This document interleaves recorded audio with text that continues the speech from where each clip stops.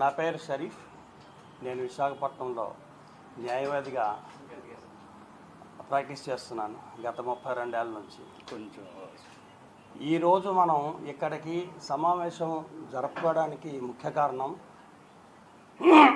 రాజ్యాంగం ఇచ్చిన మౌలిక సూత్రాలు ఏంటి, రక్షణగా మైనారిటీ సంస్థలకు ఇచ్చిన మౌలిక సూత్రాలు ఏంటి, సమాజంలో స్వేచ్ఛగా మైనారిటీస్ బ్రతకడానికి కానీ, సమాజంలో మైనారిటీ వర్గాలంటే బౌద్ధులు ఉన్నారు, దీంట్లో సిక్కు మతస్థులు ఉన్నారు, తర్వాత ముస్లిం మతస్థులు అంటే ఇస్లాం వీళ్ళు ఉన్నారు. ఈ 3 మైనారిటీ మతస్థులకి, ఈవెన్ క్రిస్టియన్స్ ఆల్సో, వీరు ఈ నలుగురికి కూడాను ఒక ముస్లిమ్స్కే కాకుండాను ఆర్టికల్ 26 క్షుణ్ణంగా చెప్తుంది. తెలుగులో అధికరణ అంటాం. ఆర్టికల్ 26 అధికరణ భారత రాజ్యాంగం, the great architect of Indian constitution Shri Babasaheb Ambedkar గారు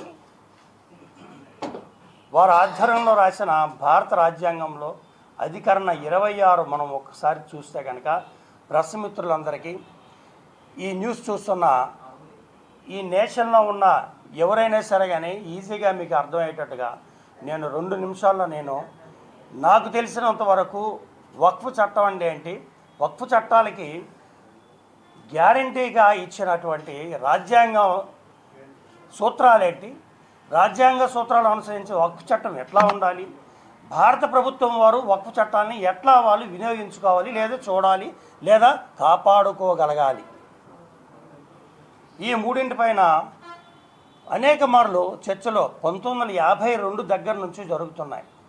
1952 నుంచి, ఇవి ఈరోజు కొత్తగా జరిగిన పరిణామాలు కాదు.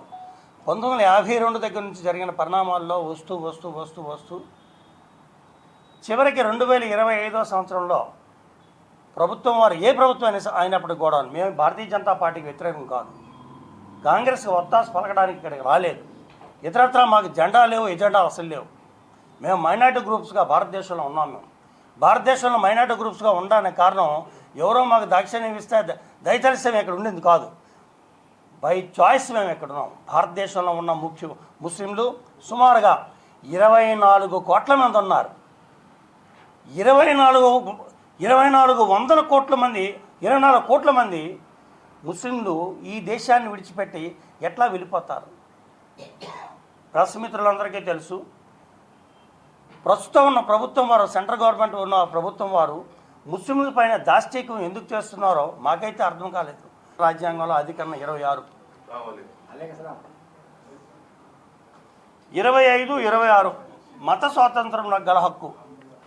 మతం అని ఇక్కడ ఎందుకు వాడుతున్నాం అంటే, వక్ఫ్ అన్నది ఒక ప్రత్యేకమైన మతం వారికి హక్కుగా కలిగించినటువంటి అంశం కాబట్టి ఇక్కడ మతం అనే పద్ధతి అనే వర్డ్ వాడవలసి ఇక్కడ వచ్చింది. ఆర్టికల్ 25, 26, 26లో క్లియర్గా నేను డైరెక్ట్ చెప్తున్నాను, మత వ్యవహార నిర్వహణకు స్వాతంత్రము. ఆ మతస్థులు ఎవరైనా కానీ, ఆ మతస్థులు ఎవరు పంజాబ్ సిక్కులు ఉన్నారు అనుకోండి, ఎస్జీపీసీ వాళ్ళకి మెయిన్ హెడ్ ఉంటుంది. ఎస్జీపీసీ మెయిన్ హెడ్ ఢిల్లీలో ఉంటుంది, అమృత్సర్లో ఉండదు ఎస్జీపీసీ హెడ్.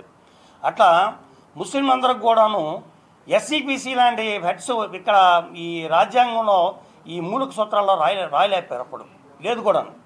అందువలన ఒకే ఒక్క అంశం మీకు చెప్పేది ఏంటంటే, వక్ఫ్ 26 మనకి సపోర్ట్ చేస్తుంది. ఆర్టికల్ 26 ఏంటంటే, మత వ్యవహార నిర్వహణకు స్వాతంత్రము, freedom to manage religious affairs, ప్రజాశాంతికి, నైతికతకు మరియు ఆరోగ్యమునకు లోబడి ప్రతి మత శాఖ అందరి ఏదైనా ఉపశాఖ ఏంటంట, మత ధార్మిక ప్రయోజనాల కోసం సంస్థలను స్థాపించటకు మరియు నిర్వహించటకు. ఎక్కడికి వచ్చేద్దాం, ధార్మిక సంస్థలని స్థాపించడానికి మరియు నిర్వహణకు. 1 మత విషయాల్లో స్వీయ వ్యవహారంలో నిర్వహించటకు. మత వ్యవహారంలో స్వీయ వ్యవహారం అంటే ఆ మైనారిటీ సెక్ట్ ఎవరు, ముస్లింలు, క్రిస్టియన్స్ అయితే క్రిస్టియన్స్, బౌద్ధులైతే బౌద్ధులు, వీళ్ళు పంజాబీ సిక్కులైతే సిక్కులు, వాళ్ళ మతం యొక్క స్వీయ వ్యవహారం నిర్వహించరు. వాళ్ళ మతం యొక్క స్వీయ వ్యవహారం, వాళ్ళ వ్యవహారం వాళ్ళే నిర్వహించుకుంటారు. వేరే వాళ్ళు ఇక్కడ టచ్ చేయడానికి వీల్లేదు. ఆర్టికల్ 26 దీంట్లో చెప్తున్నా.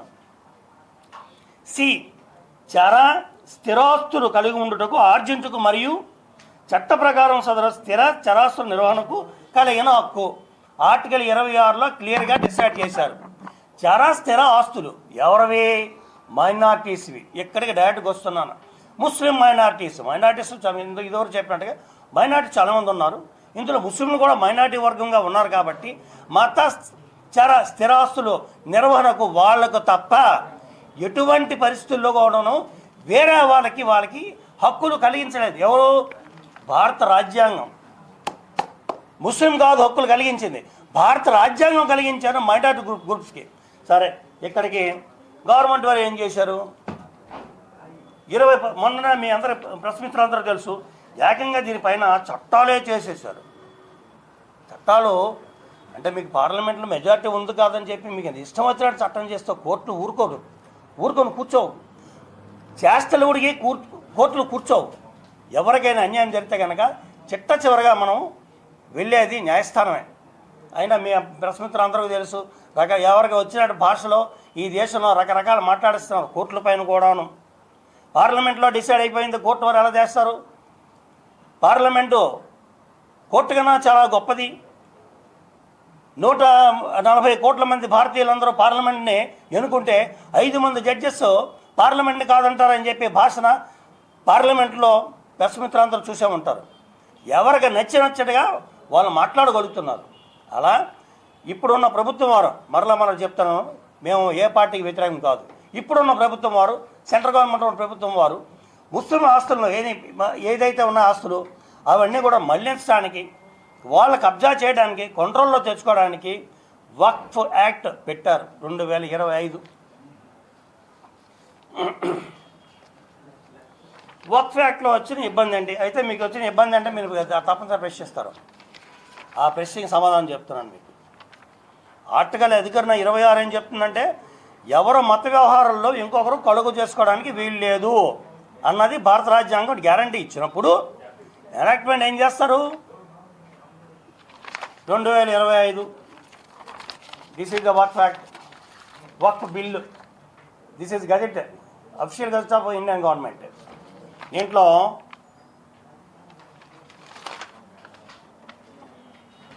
సెక్షన్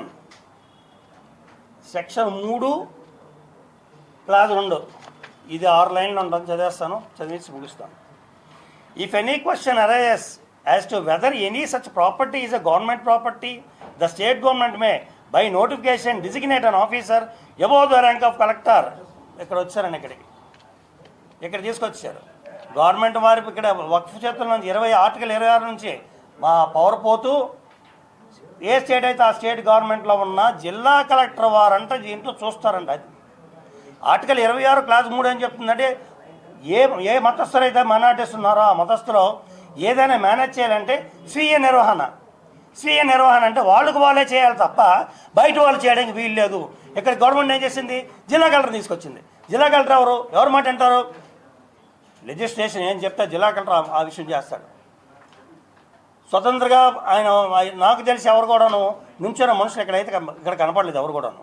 ఒకవేళ అట్లా స్వతంత్రంగా ఉంటే కనుక ఆయన ఉద్యోగం పోతుంది. తర్వాత provided that such property shall not be treated as a Waqf property till that designated officer submits his report.